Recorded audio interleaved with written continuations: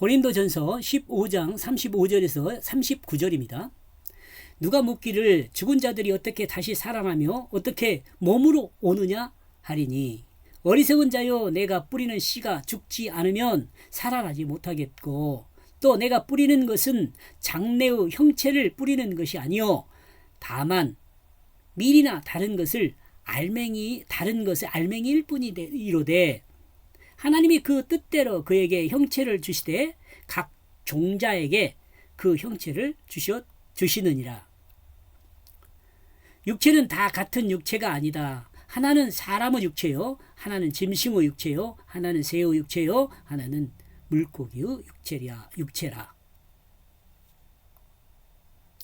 35절 제가 번역한 내용입니다. 그러므로 어떤 사람은 물을 것이다. 그 죽은 자들이 어떻게 살게 되었느냐? 그리고 그들이 어떤 몸이 되었느냐? 부활에 대한 확신이 없는 사람은 부활에 대해 질문할 거예요. 어떤 사람이 만약 부활하게 된다면 그 부활하는 사람은 어떤 몸으로 부활하게 되느냐고 물을 것입니다. 이는 성경이 증거한 부활에 대해 정확히 이해가 없기에 성경이 증거한 이 부활에 대해서 정확한 이해가 없기에 이와 같은 질문이 나옵니다. 이 시대에도 이와 같은 질문을 할 수 있죠. 첫째 부활은 예수 그리스도로 부활한 것입니다. 곧 하나님 말씀의 뜻으로 부활하는 것이에요. 이 부활의 전제 조건은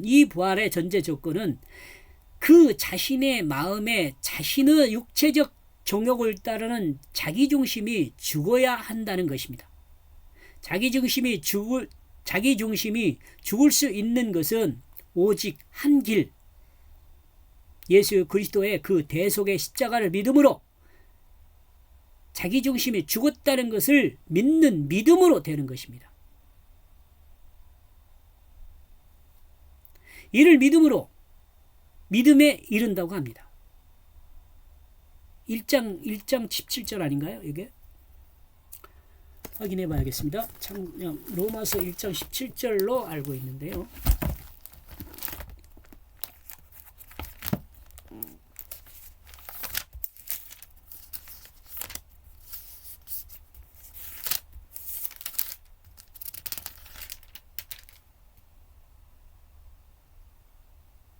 네, 1장 17절이 맞습니다. 12장이 아니고.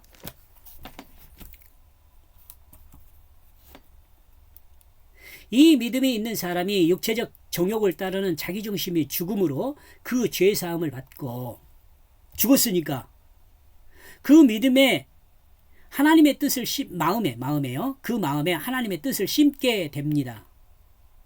자기중심이 죽음으로 자신의 거짓된 마음이 죽게 됩니다. 그리고 그 마음이 비워지게 됩니다. 그죠?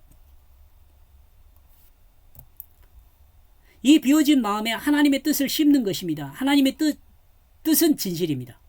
이는 하나님의 나라를 반역한 그 거짓 마음이 죽고 하나님의 뜻인 진실이 살아나게 되는 것입니다. 이를 새 생명으로 거듭났다고 말합니다. 또 이를 성령으로 거듭난 것이라고 말합니다. 이러므로 이 부활은 처음 부활로 그 몸의 변화는 없어요. 그 마음의 변화만 있습니다. 그러나 그 마음이 거짓에서 진실로 바뀌게 되므로 그 몸은 새 생명으로 거듭난 것이 됩니다. 여러분 이거 이해하면 좋은데 이것을 이해하지 못하면 부활체의 그 모습이 궁금해지게 됩니다. 둘째 부활은 예수님의 그 재림의 날에 드러납니다. 그리고 주님의 첫째 부활에 참여한 자는 죽음을 보지 않습니다. 이는 그 영혼이 죽음을 보지 않는다는 의미입니다. 그리스도인이 영생하는 것은 그 영혼이 죽지 않고 영생하는 그것을 말해요. 그 영혼이 죽지 않고 영생하는 그것을 말해요. 그 영혼이 육체를 입은 것은 그렇게 중요하지 않습니다. 36절 어리석은 자야 너는 씨를 뿌리고 있다. 만약 그것이 죽지 않으면 살게 되지 않겠느냐. 땅에 씨앗을 심으면 그 씨앗이 죽지 않고 싹이 트게 되면 새로운 변화된 그 모습으로 이 땅에 드러납니다. 씨앗의 모습이 아닙니다. 그죠? 이걸 설명해요. 37절 그러므로 너는 그것을 뿌리고 있다. 내가 뿌리는 것이 그 몸이 아니라 나다림에도 불구하고 씨앗으로 뿌렸는데 씨앗이 나는 것은 그 씨앗의 모습이 아닙니다. 씨앗이 씨앗에서입니다. 씨앗에서. 주님은 주님의 십자가와 부활을 믿는 그리스도인의 마음에 말씀의 씨앗을 심습니다. 성령을 심었습니다. 하나님의 뜻을 심었습니다. 그리고 하나님의 뜻은 성령으로 바로 진실입니다. 그러므로 그리스도인의 마음은 진실한 마음으로 바뀌게 됩니다. 사탄이 심어둔 거짓 마음이 하나님의 그 진실한 마음으로 바뀌게 되는 거죠. 성경에서 씨앗은 하나님 말씀을 의미합니다. 38절. 그러므로 그 하나님은 사람에게 주었습니다. 그가 원하는 대로 몸을, 그리고 각각의 씨들에게 그 몸을. 하나님은 하나님이 원하는 대로 그 씨앗 안에 그 모습을 담아두었습니다. 그러므로 그 씨앗은 하나님의 뜻을 따라 하나님이 작정하신 그 모습으로 세상에 드러나게 됩니다. 하나님의 뜻이 성령이 믿는 자의 몸을 사용하여 하나님의 뜻을 세상에 드러나게 되는 거죠. 이런 것도 좀 여러분 이해를 해야 돼요. 빨리 지나가지만. 근데 지금 저와 같이 이 공부하신 분들은 이거 쉽게 이해할 수 있어요. 이 내용 자주 설명하거든요. 39절요. 그 모든 몸은 그 자신과 같은 몸이 아니다. 그러므로 그는 사람들 중에 그 하나이다.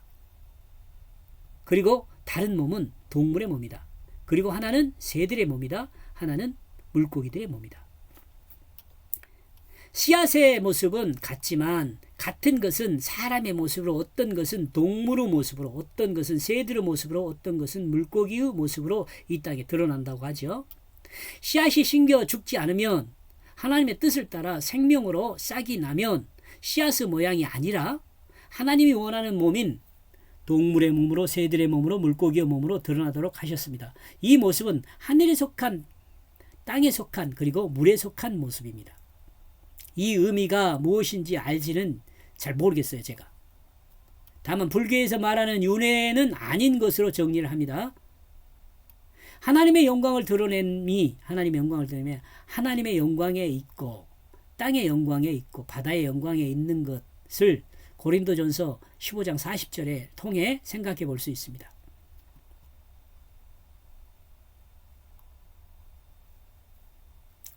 불교의 윤회는 아닌 것으로 생각합니다. 다만이라고 쓸까요? 다만 이는 하나님의 영광을 드러내는 그것으로 생각해 볼 때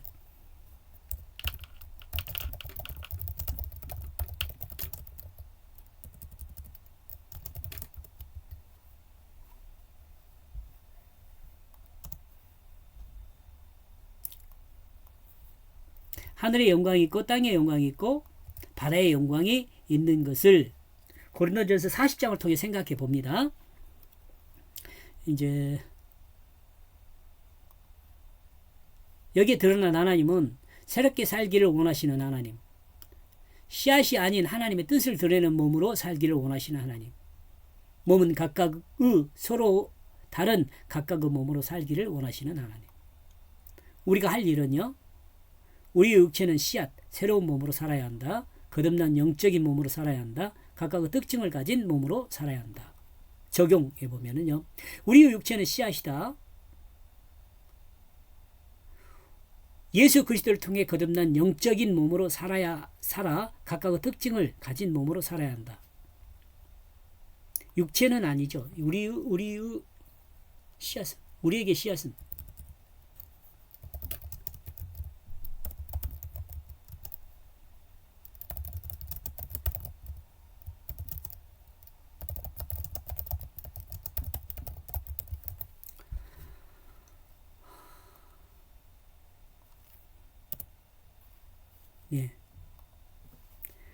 우리에게 씨앗은 하나님 말씀으로 우리 마음에 심겨집니다. 예수 그리스도를 통해 거듭난 영적인 몸으로 살아 그러므로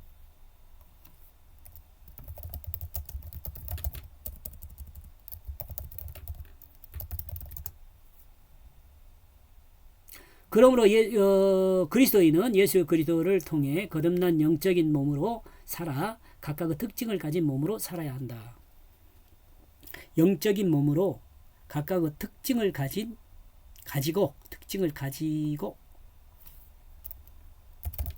가지고 살아야 한다. 이렇게 정리해 볼 수 있습니다. 이렇게 해서 35절에서 39절까지 정리를 생각해 보면은요.